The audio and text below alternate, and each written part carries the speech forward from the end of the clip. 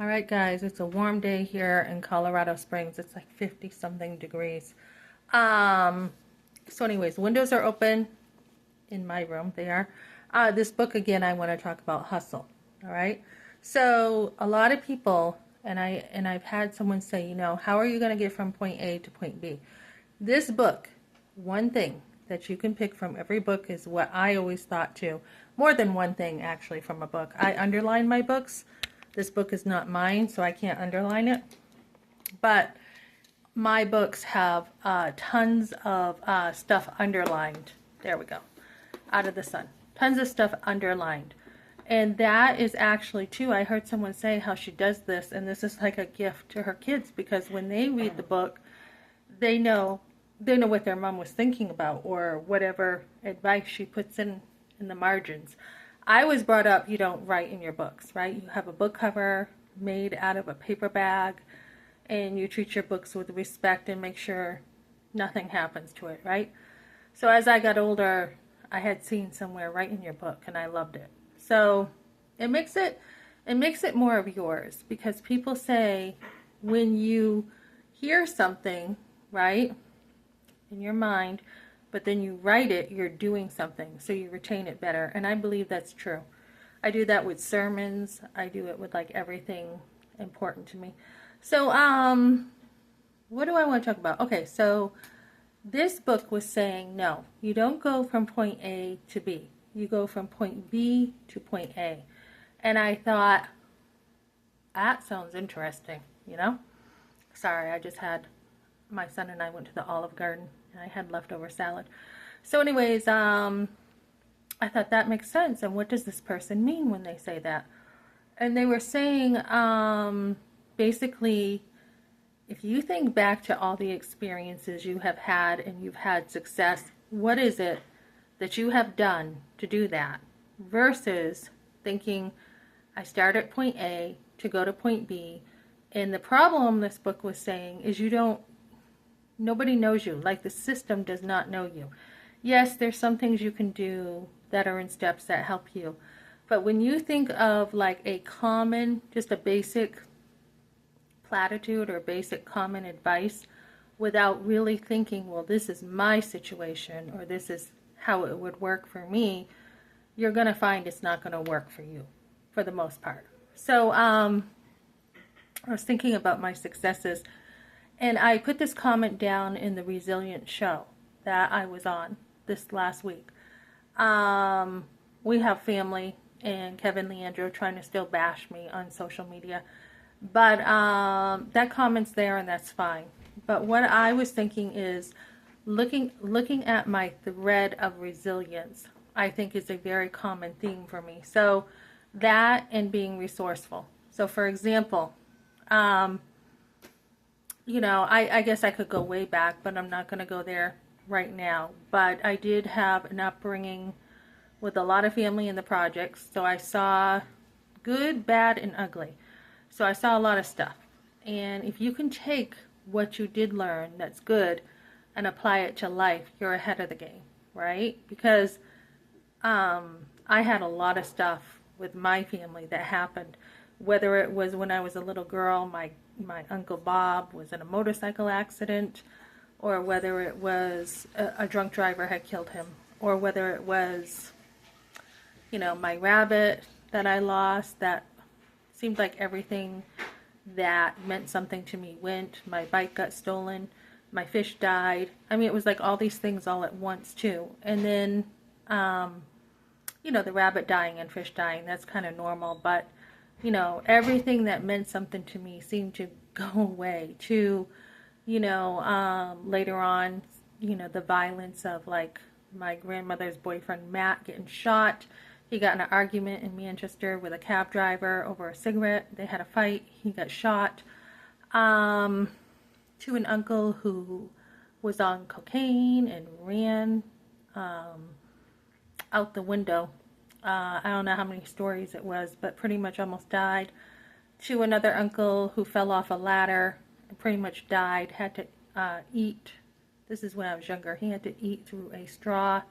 My Uncle Bill.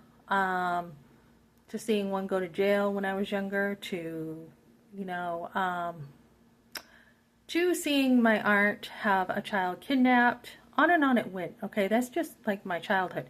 And then my teen years, that was a whole nother thing with the abortion and being strong, having that inner strength without knowing what really an abortion was, to trust my gut. And I thought about that, how I have always gone kind of by instinct. And my gut is usually pretty good. So thinking about that, thinking about graduating early from high school, that was pretty much on my own when I did that. I didn't have really any support, you know, to, you know, thinking about how I had planned that. I had been like, oh, I never heard you could graduate early. I'm going to do that. And I planned it out with study halls and I did it. To, let me think, to going to college all on my own pretty much, decided to do that. Once I got there and worked for a court reporting company, I decided to be true to myself. And that's what this book is also saying. Make sure you are true to yourself. And I'm glad that I decided that was not for me. You know, instead of wasting 3 more years, I only went for like a year. And then, you know, seeing the apprenticeship basically helped me to realize what that was like. And I just wasn't mature enough. I had dyed my hair blonde, got in my first car accident, just a lot of stuff. And then decided to go to hairdressing school on my own. Glad I did. Graduated while I was pregnant with my firstborn. So I still finished, which I'm very glad I did. And then I worked in a salon and I got to see what that looks like too. And then I decided to be true to myself again and stay home. Very glad I did. Chose to homeschool. No regrets there. And now I'm opening up my business, which is definitely the way I'm going. So have stood out on Sideworks to help women. So the pro-life movement, I'm going that way too. But to look back at your experiences and say, what was it that made it work for you? And I think for me, it's keep on going. I think that's a big thing, like this book was saying. You just go, go, go. And then you find opportunity if you work at stuff. It's almost like luck comes your way, right? When you're working at things.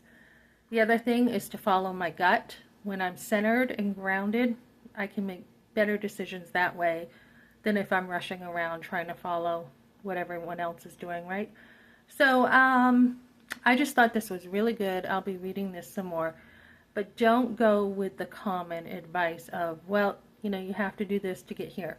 There are a lot of ways to get to different places. I think of my son right now who got stuck in New York. He was helping somebody and now, you know, he's in good hands and he's got a lot going for him now. That was not a straight beeline. That was, oops, I think this is where my heart is, helping people. And he has a huge heart. And then therefore everything else is coming together for him.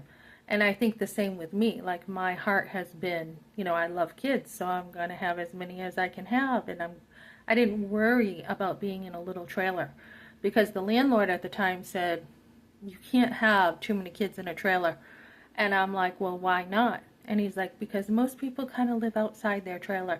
And I'm like, I'm going to pick up the yard and everything. It'll be fine. So I did work very hard with my hands, not only to mother, but to take care of a home and make sure my time and my energy and my skills went into that so that we lived a very rich life on very little. I mean, I used all the resources, plus I was always with my sons, whether it was, I mean, of course I took breaks and went to Bible studies and did other stuff, and they had a life too.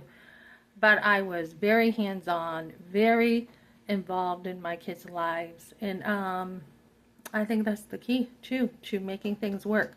Whatever it takes to make it work is usually what my motto is. So do that, guys. Just kind of go backwards and be like, what experiences have been successful for me? I am probably the only one ever, at least in my pioneering days of homeschooling, with pretty much nothing. I pretty much did it on nothing. I am one of the few who did that. And who used, because there was less than less, used resources to homeschool. I said, look, I pay taxes. My husband pays taxes. He works hard. So it's going to be, you know, which resources can I use, Medicaid, WIC, you know, heating assistance, to make sure that I can homeschool. And I think I'm the only one who did that. I'm the only one who thought, use your tax money that you already are owed. You know, you put money into the system, use it. So I did. And I think I am like maybe one of the only people I know who did that.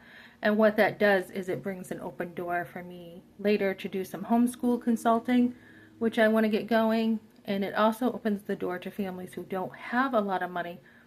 And even talking to someone recently, they're like, I don't think I want my kid to go to school, you know, with the way schools are, unless they change a lot. But